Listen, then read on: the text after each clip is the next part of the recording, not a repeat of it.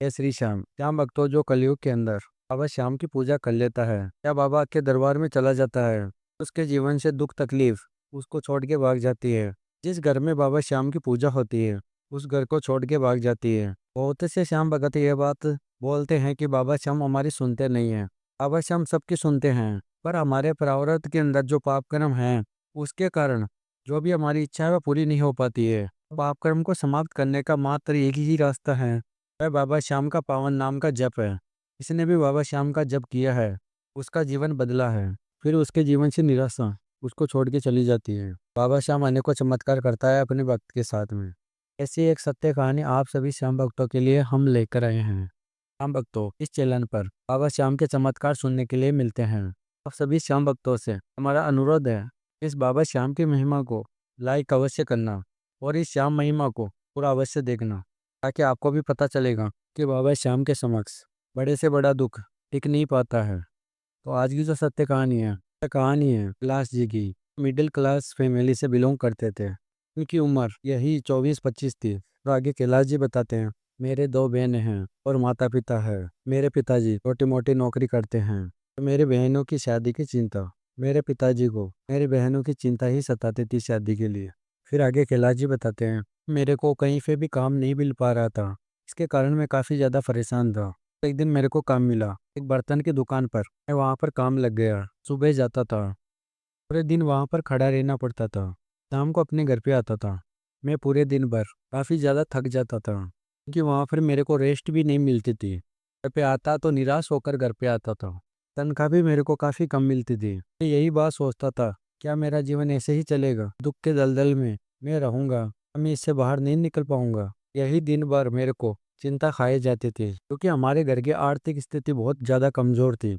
और आगे कैलाश जी बताते हैं, जिस दुकान पर काम करता था, वहाँ के सेठ जी ने मेरे को बोला कि कैलाश, मैं 2 दिन दुकान बंद रखूंगा, मैं खाटू धाम के लिए जाऊंगा, तुम भी चलो। तब मैं भगवान पे विश्वास तो नहीं करता था, लेकिन क्या करूं, सेठ जी ने जो कहा था तब उनकी बात को मैं टाल ना सका। मैंने भी खाटू धाम जाने के लिए हाँ कर दिया।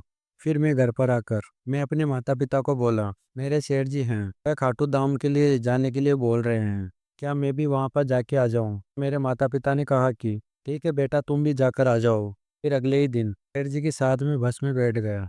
बस चल रही थी, तो मेरे मन में बस यही ख्याल आ रहे थे कि सेठ जी भी पता नहीं कहाँ कहाँ मेरे को लेकर जाते हैं। मेरे को समझ में कुछ भी नहीं आ रहा था। फिर खाटू धाम में पहुंच जाते हैं। खाटू धाम में पहुंचकर वहां पर देखते हैं कैलाश जी। वहां पर बाबा श्याम का जयकारा लग रहा है। वहाँ की हवा में मनमोहक खुशबू मिल रही है। शेर जी ने कहा कि कैलाश, तुम बाबा से जो मांगना चाहो वो मांग लो, बाबा श्याम सबकी सुनता है, वैसे तुम्हारी भी सुनेगा।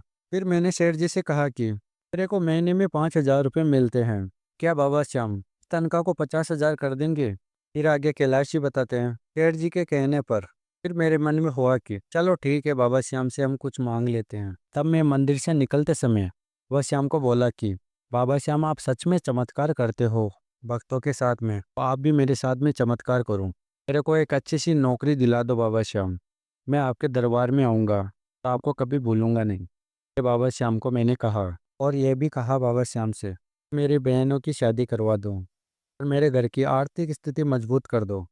फिर शेर जी ने वहाँ से बाबा श्याम की मूर्ति खरीद कर दी, और वहाँ पर मेरे को लॉकेट भी दिलाया गले में पहनने के लिए बाबा श्याम का। और शेर जी ने कहा कि कैलाश, तुम इस लॉकेट को खोलना मत, बाबा श्याम की कृपा तुम्हारे पे बनी रहेगी जब तक तेरे गले में ये लॉकेट रहेगा। फिर हम लोग घर पर आ गए। मैं घर पर आकर ने प्रसाद सभी घर में दिया और कहा कि माँ, आप यह प्रसाद सबको खिला दो। मैं मूर्ति लेकर आया हूँ बाबा श्याम की, इस मूर्ति को हमारे घर के मंदिर में रख दो। तब मेरी माँ ने कहा कि बेटा, तुमने खाटू धाम में क्या क्या देखा? तब मैंने कहा कि माँ, मंदिर तो छोटा है, पर वहाँ पर श्रद्धालु बहुत आते हैं। बहुत भगत बाबा श्याम का जयकारा लगाते हैं, और सभी भगत बाबा श्याम की तारीफ करते हैं, उनकी प्रशंसा करते हैं, उनका गुणगान करते हैं। यह मैंने अपनी माँ को कहा, और माँ मेरे सेठ जी ने कहा है कि बाबा श्याम सबकी मनोकामना पूरी करता है। तो मेरे को इन सब बातों पे विश्वास नहीं है, फिर भी मैं अपने घर के लिए और बहनों की शादी के लिए बाबा श्याम को बोल रहा है। फिर मेरी माँ ने कहा कि बेटा, भगवान की माया को कोई नहीं जान सकता है। भगवान परम पिता परमेश्वर है, उनको सब पता होता है कि मेरे भक्त को किस चीज़ की आवश्यकता है। वे अपने भक्तों को दुखी देख ही नहीं पाते हैं।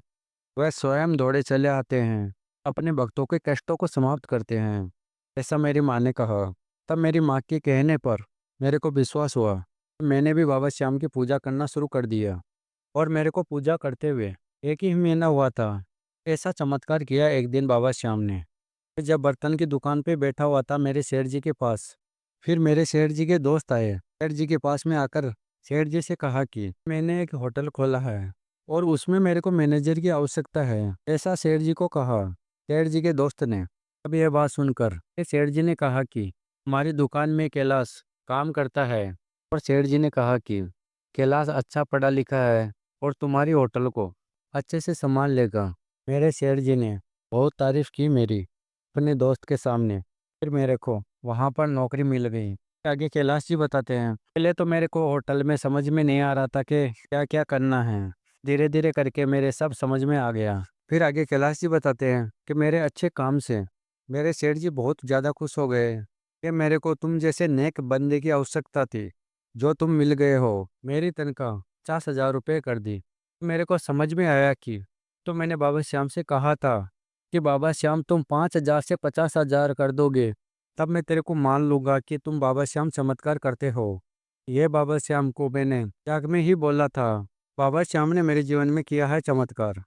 फिर मैंने 50,000 रुपये को अपने पापा के बैंक अकाउंट में मैंने 50,000 रुपये भेज दिया गांव में। और अपनी माँ से कहा कि माँ इन्हीं पैसों से बाबा श्याम को प्रसाद चढ़ाना, बाबा श्याम से प्रार्थना करना और बाबा श्याम को बोलना कि मेरे बेटे से बहुत बड़ी भूल हो गई है, बाबा श्याम आप क्षमा करो, उसको माफ़ करो। बाबा श्याम ने इतना ही नहीं चमत्कार किया मेरे जीवन में, 2 महीने में मेरी बहनों के लिए भी अच्छा रिश्ता आया और उनकी शादी फिक्स हो गई बाबा श्याम की कृपा से। 4 महीने में मेरे दोनों बहनों की शादी भी हो गई, अच्छे घर में हुई है और मेरी अच्छी नौकरी भी लग गई।